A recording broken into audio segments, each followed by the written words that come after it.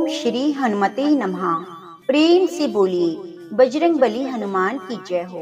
प्रिय भक्तजनों, आज आप सुनेंगे पंचमुखी हनुमान जी की बड़ी ही दुर्लभ और पवित्र कथा। पंचमुखी हनुमान जी की अलग अलग दिशाओं की तरफ इनके मुख हैं और इनके महत्व अलग अलग बताए गए हैं।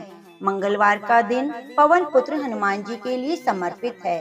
इनकी पूजा करने से भक्तों के सभी कष्ट दूर हो जाते हैं और भक्तों पर आने वाले किसी भी प्रकार के कष्ट का निवारण ये कर देते हैं। इसी कारण हनुमान जी को संकट मोचन कहा जाता है। हनुमान जी की उपासना से सुख, शांति, आरोग्य एवं लाभ की प्राप्ति होती है। नकारात्मक शक्तियाँ भी हनुमान जी के भक्तों को परेशान नहीं करती। वैसे तो बजरंगबली स्वयं भगवान श्री राम के अनन्य भक्त हैं और सदा ही उनके नाम का स्मरण करते रहते हैं। लेकिन एक बार रावण से युद्ध के समय भगवान श्री राम के भी संकट में पड़ जाने पर हनुमान जी ने पंचमुखी अवतार लेकर उन्हें भी संकट से उबारा था। तो आइए प्रिय भक्तजनों, हनुमान जी के पंचमुखी अवतार की कथा का रसपान करते हैं। आपसे निवेदन है, कथा सुनते हुए कमेंट बॉक्स में जय बजरंगबली जरूर लिखिए। रामायण के प्रसंग के अनुसार लंका युद्ध के समय जब रावण के भाई अहिरावण ने अपनी मायावी शक्ति से स्वयं भगवान श्री राम और लक्ष्मण को मूर्छित कर पाताल लोक लेकर चला गया था, जहाँ अहिरावण ने पांचों दिशाओं में 5 दिए जला रखे थे। उसे देवी का वरदान था कि जब तक कोई इन 5 दीपकों को एक साथ नहीं बुझाएगा, अहिरावण का वध नहीं होगा। अहिरावण की इसी माया को समाप्त करने के लिए हनुमान जी ने 5 दिशाओं में अपने मुख किए पंचमुखी हनुमान का अवतार लिया और 5 दीपों को एक साथ बुझाकर अहिरावण का वध किया। भगवान राम और लक्ष्मण उनके बंधन से मुक्त हुए। पंचमुखी हनुमान जी के 5 मुख 5 अलग अलग दिशाओं की तरफ हैं। इनके अलग अलग महत्व बताए गए हैं। बानर मुख, यह मुख पूर्व दिशा में है, दुश्मनों पर विजय प्रदान करता है। दूसरा है गरुड़ मुख, यह मुख पश्चिम दिशा में है, जीवन की रुकावट और परेशानियों का नाश करता है। तीसरा है वराह मुख, यह मुख उत्तर दिशा में है, लंबी उम्र, प्रसिद्धि, शक्तिदायक है। चौथा मुख है नरसिंह मुख, यह दक्षिण दिशा में है, यह डर, तनाव और कठिनाइयों को दूर करता है। पांचवा है अश्व मुख, यह मुख आकाश की दिशा में है और सभी मनोकामनाओं की पूर्ति करता है। पंचमुखी हनुमान जी की प्रतिमा या चित्र को सदैव दक्षिण दिशा में लगाना चाहिए। मंगलवार और शनिवार बजरंगबली की पूजा के विशेष दिन हैं। इस दिन लाल रंग के फूल, सिंदूर, चमेली का तेल अर्पित करने का विशेष महत्व है। इसके साथ गुड़ और चने का भोग लगाना चाहिए। इस दिन सुंदरकांड, हनुमान चालीसा का पाठ करना बहुत फलदायी होता है। इसके अतिरिक्त घर के दक्षिण पश्चिम कोने में पंचमुखी हनुमान का चित्र लगाने से सभी वास्तु दोष मिट जाते हैं। भवन के मुख्य द्वार पर पंचमुखी हनुमान जी की प्रतिमा लगाने से बुरी आत्माएं प्रवेश नहीं करती। तो प्रिय भक्तजनों, प्रेम से बोलिए पंचमुखी हनुमान की जय। अब आइए श्रवण करते हैं हनुमान जी के पुत्र मकर ध्वज की कहानी। जब हनुमान भगवान श्री राम की आज्ञा के अनुसार माता सीता की खोज में लंका पहुँचे, तब वहाँ माता सीता से भेंट के बाद उन्हें रावण के दरबार में प्रस्तुत किया गया। वह रावण ने हनुमान की पूंछ में आग लगा दी। पूंछ में आग लगाने के बाद हनुमान ने अपनी शक्ति से लंका नगरी में चारों ओर आग लगा दी, जिसमें लंका के सभी सुरक्षा परकोटे, शस्त्र भंडार, भवन जलकर भस्म हो गए। लंका नगरी में आग लगाने के बाद हनुमान जी ने अपनी पूंछ की आग को बुझाने के लिए वहीं पास के समुद्र में कूद गए। पूंछ की आग बुझाई। उस समय हनुमान जी का शरीर बहुत थक चुका था, वे पसीने से लथपथ थे। तभी उनके शरीर के तेज से एक पसीने की बूंद निकली जो समुद्र में गिरी। उसी समय एक मछली जो समुद्र में तैर रही थी उसने आहार समझकर वह पसीने से निकली बूंद ग्रहण कर ली। इसी बूंद से वह गर्भवती हुई और तैरती हुई पाताल लोक जा पहुंची।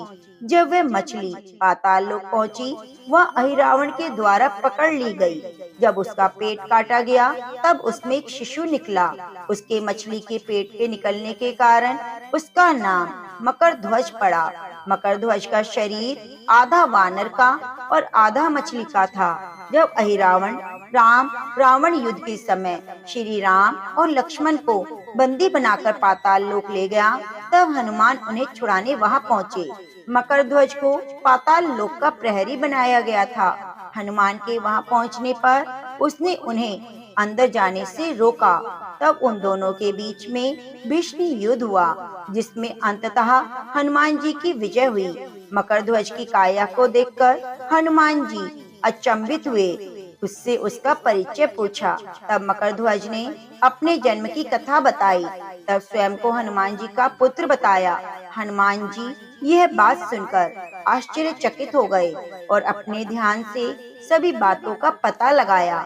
उसके बाद उन्हें मकरध्वज को बताया कि वे ही हनुमान हैं और वह उनका पुत्र है। इसके बाद हनुमान जी ने अपने पुत्र को आशीर्वाद दिया और पाताल लोक के अंदर जाकर अहिरावण का वध करके प्रभु श्री राम और लक्ष्मण को उसके चंगुल से मुक्त करवाया।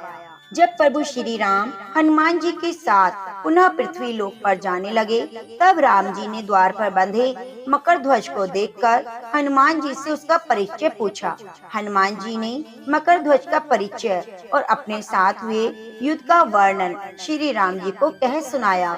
मकरध्वज की कथा को सुनकर श्री राम अत्यंत प्रभावित हुए और उसे पाताल लोक का राजा घोषित कर दिया और वहां से चले गए। तो प्रेम से बोलिए बजरंग बली हनुमान की जय हो। सियावरी रामचंद्र की जय हो।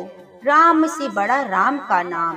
प्रिय भक्तजनों, आइए जानते हैं कि राम से बड़ा राम का नाम है। राम नाम की महिमा अपरंपार है। राम नाम के जाप से पत्थर भी तर जाते हैं। राम नाम ऐसा महामंत्र है जिसे जपने के लिए किसी नियम या विधान की आवश्यकता नहीं। राम का नाम हम हर सुख दुख में, किसी भी जन्म मरण पर कहीं भी ले सकते हैं। लंका युद्ध से पहले जब हनुमान जी सीता माता का पता लगाकर आए और समुद्र देव ने श्री राम को समुद्र पर सेतु बनाने का सुझाव दिया।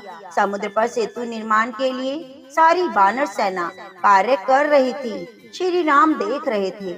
उनका नाम पत्थर पर पानी में डालते हैं तो तर जाते हैं। श्री राम मन में विचार करने लगे कि मेरे नाम से पत्थर तर जाते हैं तो समुद्र में मेरे द्वारा डाला गया पत्थर भी तर जाएगा। लेकिन जैसे ही राम ने पत्थर पानी में डाला तो वह डूब गया। श्री राम हैरान हुए कि ऐसा क्यों हुआ। हनुमान जी यह सारा प्रसंग देख रहे थे। हनुमान जी पूछने लगे, प्रभु क्या सोच रहे हो? श्री राम कहने लगे, हनुमान, जिस पत्थर पर मेरा नाम लिखा है वे पत्थर तर रहे हैं, लेकिन पानी में मेरे द्वारा डाला गया पत्थर क्यों डूब गया? हनुमान जी कहने लगे, प्रभु आपके नाम को धारण करने के कारण पत्थर पानी में तैर रहे हैं, लेकिन जिन पत्थरों को आप स्वयं त्याग रहे हैं उनको डूबने से कौन बचा सकता है? अर्थात श्री राम का नाम भवसागर से तारने वाला है। हनुमान जी ने सिद्ध किया कि राम से बड़ा राम का नाम है। कहा जाता है जब श्री राम अयोध्या के राजा बने तो उनकी सभा में बहस हुई कि राम बड़े या राम का नाम बड़ा। नारद जी कहते थे कि राम का नाम बड़ा, बाकी सभी सभाजन कहते थे कि राम बड़े। अपने वचन को सिद्ध करने के लिए नारद जी ने एक युक्ति लगाई। जब हनुमान जी सभा में आए, उन्होंने हनुमान जी को सभी ऋषि मुनियों को प्रणाम करने के लिए कहा, लेकिन महाराज श्री विश्वामित्र के बारे में कुछ नहीं बताया, इसलिए उन्होंने प्रणाम नहीं किया। उधर विश्वामित्र जी को जाकर बोल दिया, हनुमान ने आपको प्रणाम नहीं किया, उन्होंने आपका अपमान किया। विश्वामित्र जी ने श्री राम से कहा, हनुमान ने मेरा अपमान किया, इसे मृत्यु दंड दे दो। जब हनुमान जी को पता लगा कि राम जी उन्हें मृत्यु दंड देने वाले हैं, तो वे एक पेड़ के नीचे जाकर बैठ गए और राम राम की धुन जपने लगे। राम नाम रटते रटते उनका ध्यान लग गया। जब श्री राम जी वहाँ पहुँचे तो उन्होंने हनुमान जी पर बहुत तीर चलाए, पर हनुमान जी का बाल भी बांका ना हुआ। लेकिन अपने गुरु की आज्ञा को पूरा करने के लिए राम जी उन पर ब्रह्मास्त्र चलाया, लेकिन वह भी विफल हो गया। ऐसा इसलिए हुआ क्योंकि हनुमान जी लगातार राम राम जप रहे थे। ऋषि वशिष्ठ ने फिर ऋषि विश्वामित्र से कहा, आप राम को इस धर्म संकट से निकाल दो। हनुमान राम राम रट रहे हैं, इसलिए हनुमान का बाल भी बांका नहीं हो रहा। उधर श्री राम अपने गुरु की आज्ञा पूरी न कर पाने के कारण परेशान थे। फिर विश्वामित्र जी ने श्री राम को अपने वचन से मुक्त कर दिया। फिर नारद जी ने बताया कि हनुमान जी ने ऋषि विश्वामित्र जी का अपमान नहीं किया। मैंने जानबूझकर ऋषि विश्वामित्र जी के बारे में बताया ही नहीं था, क्योंकि मैं सिद्ध करना चाहता था कि राम से बड़ा राम का नाम होता है। प्रेम से बोलिए सियावरी रामचंद्र भगवान की जय हो। पवन पुत्र हनुमान की जय हो। श्री राम जी से राम राम कहियो जी हनुमान, कहियो जी हनुमान, कहियो जी हनुमान। प्रेम से बोलिए सियावरी रामचंद्र भगवान की जय। जय श्री राम। प्रिय भक्तजनों, आप श्री राम के नाम पर हमारे चैनल को सब्सक्राइब जरूर कीजिए और बगल में बनी घंटी को दबाना ना भूलें। कमेंट बॉक्स में सियावरी रामचंद्र भगवान की जय हो, बजरंग बली हनुमान की जय हो जरूर लिखिए।